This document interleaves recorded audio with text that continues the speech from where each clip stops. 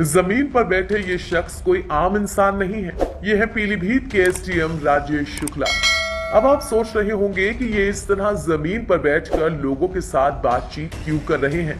भाई बड़े अफसर हैं, कुर्सी पर भी तो बैठ सकते थे। जी हाँ, कुर्सी पर तो बैठ सकते थे, मगर महिलाओं के साथ हो रहे भेदभाव को देखकर एसडीएम साहब ने जो कदम उठाया वो सबके लिए मिसाल बन गया है।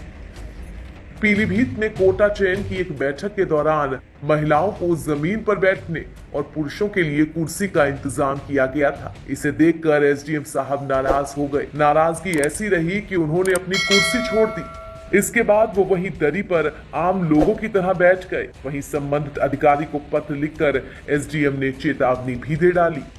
एसडीएम ने इस पूरे मामले में खंड विकास अधिकारी को पत्र भेजकर हिदायत दी है कि आगे से बैठकों में ऐसा भेदभाव ना किया जाए। अब ये मामला सोशल मीडिया पर खूब वायरल हो रहा है।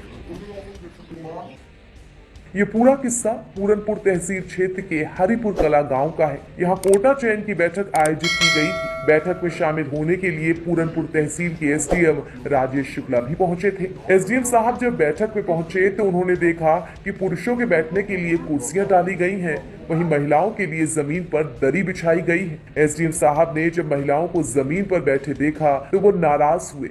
इतना ही नहीं, खुद भी कुर्सी छोड़कर सबके साथ जमीन पर बैठ गए। एसडीएम साहब को जमीन पर महिलाओं के साथ बैठा देखकर अन्य पुरुष भी जमीन पर ही बैठे। इस दौरान कुर्सियां खाली पड़ी रहीं।